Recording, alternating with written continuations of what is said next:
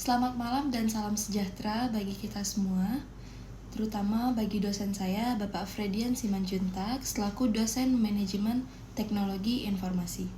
Sebelum itu, perkenalkan saya, nama saya Iren Sabrina dengan NPM 2341239.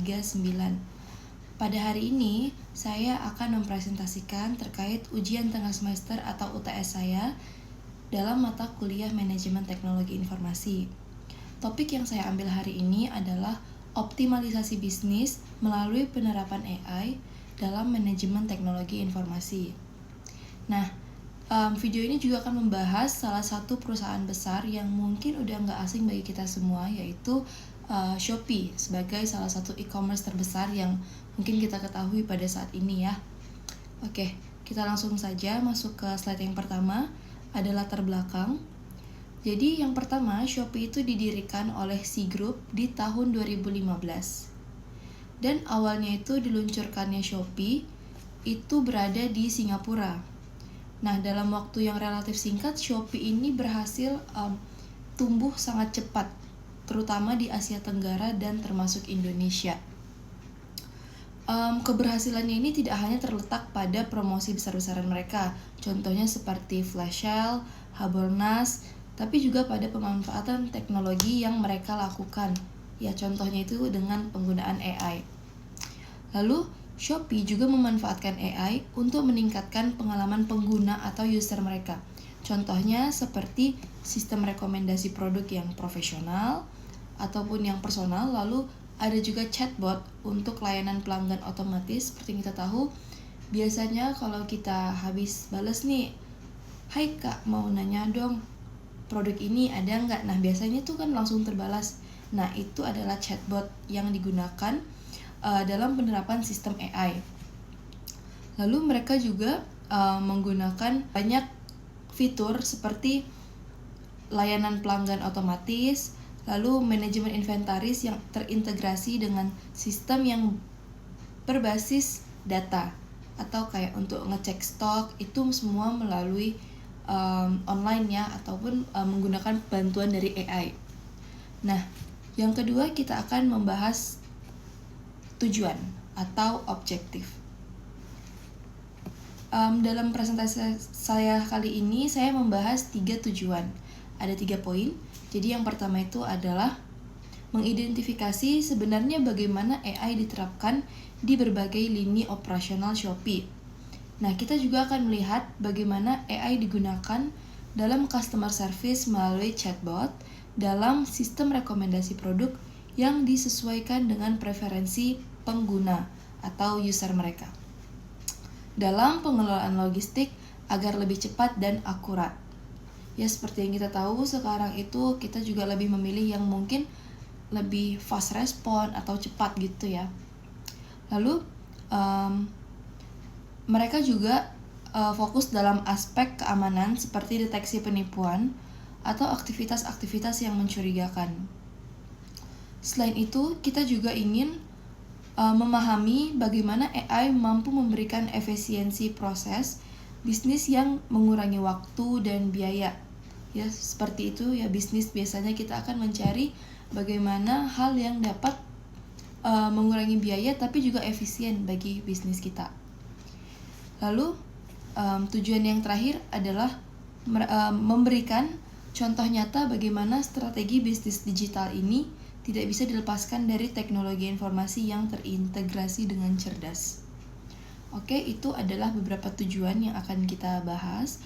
Lalu berikutnya ada juga poin-poin manfaat ya, manfaat atau benefit dari pembahasan kita pada malam hari ini. Nah, dengan mempelajari studi kasus ini, kita sebagai mahasiswa itu dapat lebih memahami hubungan erat antara teknologi dan strategi bisnis. Manfaatnya itu bukan hanya dari sisi pengetahuan, tapi juga dari kemampuan berpikir atau nalar secara kritis dan analitis. Maka kita juga diajak untuk melihat teknologi itu bukan hanya sebagai alat bantu operasional, tetapi sebagai komponen penting dalam pengambilan keputusan yang strategis. Jadi, bagaimanapun juga dengan kehadiran AI yang akhir-akhir ini cukup booming, bukan berarti kita memanfaatkan AI begitu saja. Kita harus melihat peluang yang ada dan menggunakan AI dengan baik. Ya. Lalu contohnya juga bagaimana data dari AI itu dapat membantu manajer untuk menentukan produk mana yang harus diiklankan, contohnya wilayah mana yang butuh prioritas logistik, atau bahkan kapan harus kita meningkatkan kapasitas server. Selain itu, ini juga dapat memberikan kita gambaran nyata bagaimana teori manajemen teknologi informasi yang kita pelajari bisa diterapkan dalam perusahaan besar yang sesungguhnya. Jadi, bagaimanapun kita tetap harus ada implementasi secara nyatanya. Nah, poin yang terakhir adalah permasalahan atau problem. Meskipun penerapan AI di Shopee itu udah mungkin sangat menguntungkan, tentu tetap ada tantangan-tantangan besar yang harus diperhatikan. Nah, pertama mungkin dari sisi algoritma. Shopee harus memastikan bahwa algoritma yang mereka gunakan untuk merekomendasikan produk itu tidak bias atau mendiskriminasi kelompok tertentu. Ya, contohnya mungkin ada kompetitor-kompetitor lainnya. Nah, mereka harus pandai bagaimana caranya supaya tidak itu tadi bias atau mungkin membuat tersinggung di kompetitor lainnya gitu. Lalu kedua, soal layanan pelanggan otomatis.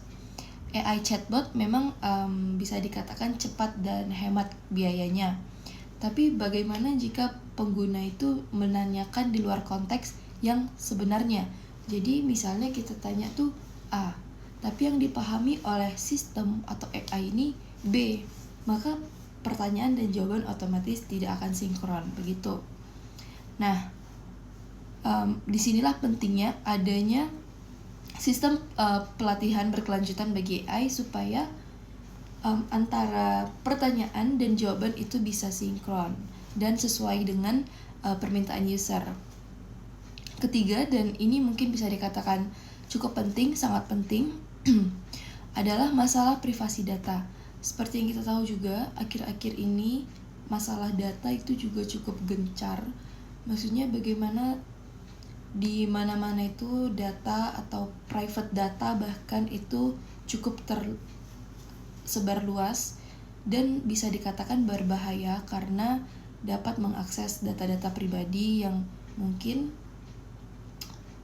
fatal gitu ya untuk akibatnya. Lalu Shopee juga harus menyeimbangkan antara personalisasi layanan dan perlindungan data pribadi. Regulasi seperti GDPR atau UU PDP di Indonesia yang mengharuskan perusahaan untuk berhati-hati dalam mengelola informasi pengguna. Nah, jadi keberhasilan implementasi AI tidak hanya bergantung pada teknologi tetapi juga pada manajemen risiko dan etika penggunaannya.